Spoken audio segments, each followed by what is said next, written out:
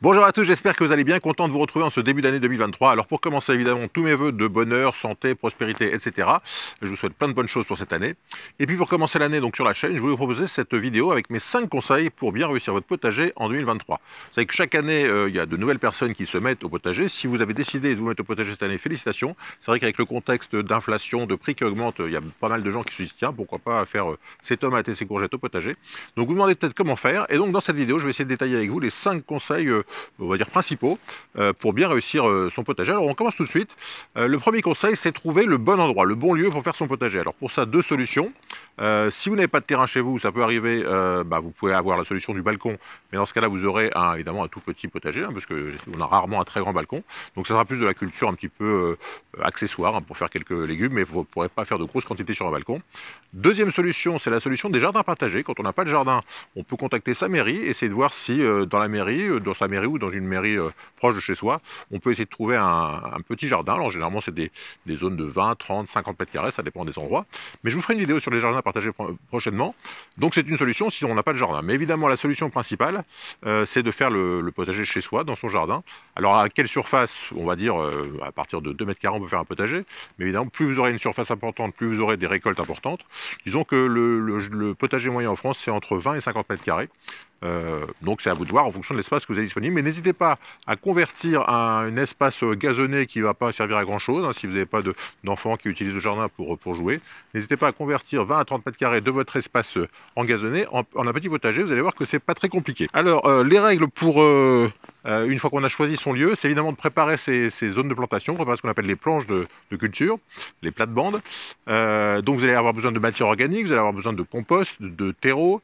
Donc je vous ferai déjà des vidéos sur les différents terreaux, les différents composts. Je vous invite à regarder ça sur la chaîne. Si vous n'avez pas encore créé de compost chez vous, évidemment, je vous invite à le faire. Plutôt que de remplir vos poubelles de déchets organiques, n'hésitez pas à faire un petit coin de votre jardin, de mettre un composteur et de jeter tous vos déchets organiques dans ce composteur. Ça vous permettra de faire moins de déchets d'une part et de récupérer au bout de quelques mois un bon compost pour enrichir vos plantes. Dernière chose concernant le lieu, n'hésitez pas à faire un petit plan. Parce que c'est vrai que parfois on part un petit peu à l'aventure en disant tiens je vais mettre ci par là, je vais planter ça par là. Mais c'est vrai qu'au mois de janvier, puisqu'on n'a pas encore trop de choses à faire au potager, on peut essayer de se faire un petit plan en essayant de bien réfléchir aux cultures qu'on consomme. Parce que parfois on se met à semer des choses et à planter des choses qu'on ne mange pas trop. Si vous n'aimez pas les topinambours par exemple, n'en plantez pas. Mais faire un petit plan en début d'année, au mois de janvier, quand il fait encore un peu frais comme ça, se dire tiens moi je mange pas mal de tomates, je mange pas mal de courgettes, de poivrons, donc bien réfléchir aux légumes qu'on consomme, et puis allouer des places par rapport à la consommation que vous aurez. Évidemment, si vous consommez beaucoup de pommes de terre, vous aurez intérêt à faire 10-20 mètres carrés de pommes de terre, si vous avez la place. Donc ce petit plan en début d'année, ça peut être pas mal. Donc premier conseil, trouver un lieu et puis préparer le terrain, préparer les substrats et faire un petit plan pour bien démarrer la saison. On passe au deuxième conseil. Alors deuxième conseil pour réussir ce potager en 2023, trouver un endroit pour se fournir en graines ou en plants.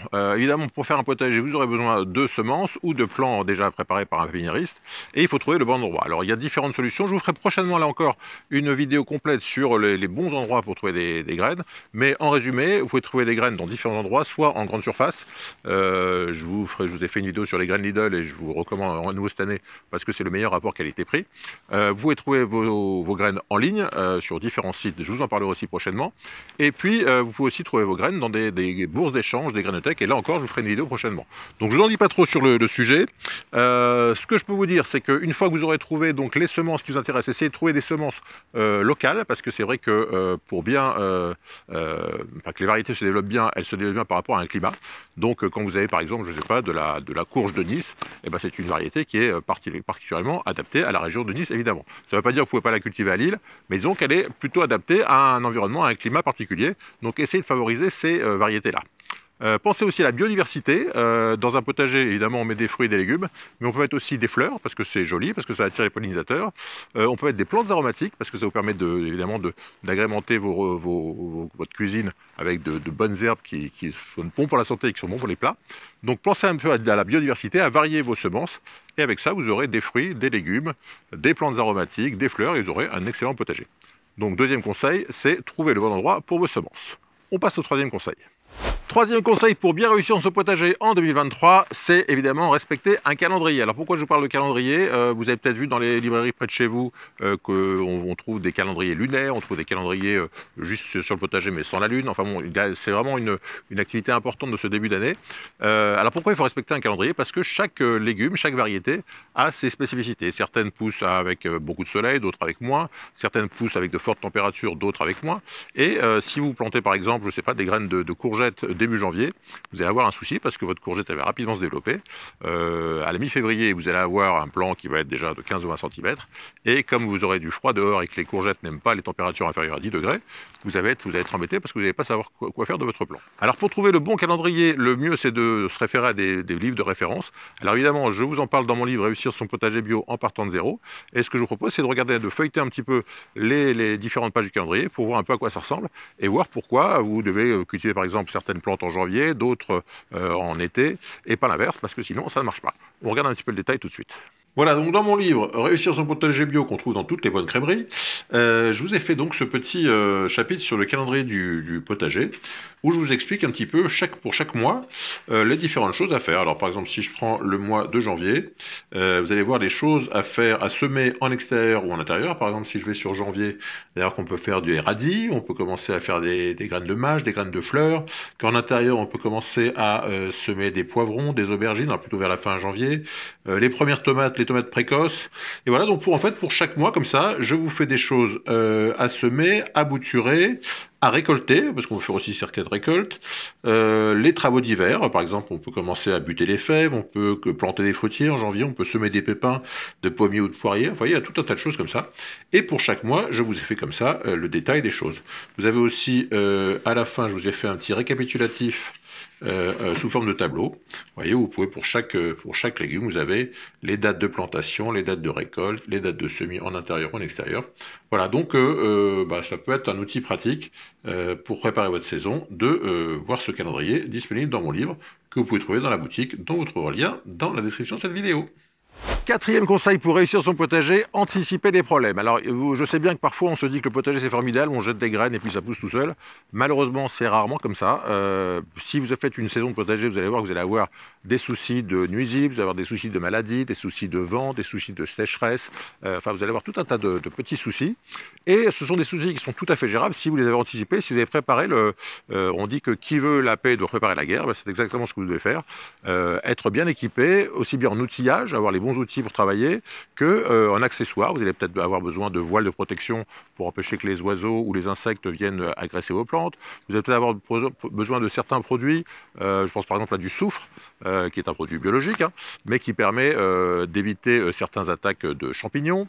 Vous allez devoir vous protéger peut-être de parasites comme les sangliers, les écureuils, je ne sais pas, enfin des petites bestioles qui viennent embêter vos cultures. Donc tout ça, ça se prépare. Donc essayez de voir un petit peu, de vous renseigner auprès des jardiniers de votre région, savoir quels sont les problèmes fréquents qui arrivent dans votre région, et préparer un petit peu, donc avec les bons outils, avec les bons accessoires. Et si vous cherchez un petit peu des idées, je vous ai mis dans la boutique dont vous trouverez le lien dans la description de cette vidéo, différents outils, des voiles, des bâches, des pots, enfin tout un tas d'outils qui servent au jardin. Et vous pourrez voir tous ces outils dans cette petite boutique et voir éventuellement les outils dont vous aurez besoin pour faire une belle saison en 2023. Cinquième et dernier conseil pour bien réussir son potager en 2023, c'est préparer un système d'arrosage. Alors ça, c'est vrai qu'on n'y pense pas forcément. Quand on démarre un potager, on se dit, bon, je vais pouvoir arroser tranquillement au fil de l'eau. Mais vous allez voir que l'arrosage, c'est un problème qui est vite très pesant. Alors c'est vrai que mars, avril, mai, ça va, il fait pas trop chaud, il pleut un petit peu, donc ça s'arrose assez facilement, on n'a pas trop de soucis. Mais quand arrivent les grosses chaleurs, à partir de juin, juillet, août, et qu'en plus souvent à ces périodes-là, on bouge un petit peu, on part en week-end, on part un petit peu prendre quelques jours de vacances. Si vous n'avez pas anticipé les soucis d'arrosage, vous allez vous retrouver avec des cultures que vous aurez bien démarrées, mais qui vont avoir des soucis, surtout avec les problèmes de sécheresse qu'on connaît maintenant. Si vous n'avez pas anticipé les problèmes d'arrosage, vous allez avoir des vrais soucis. Donc réfléchissez dès le départ, je vous dis ça maintenant, parce que si vous commencez à mettre en place des cultures et que vous mettez un pot par-ci, une plate-bande par-là, etc., vous répartissez beaucoup, il faudra pour chaque point trouver de l'arrosage.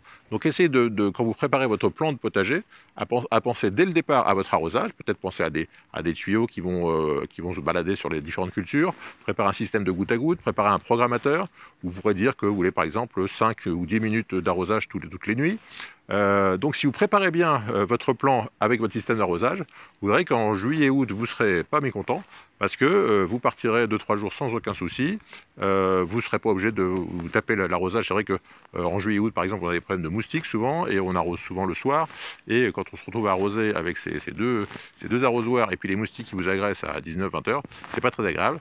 Donc anticipez bien les problèmes d'arrosage et vous verrez que vos cultures vous remercieront. Voilà, c'est tout pour ces 5 conseils. Si vous avez des choses auxquelles vous pensez, n'hésitez pas à mettre en commentaire comment vous préparez votre potager pour la saison.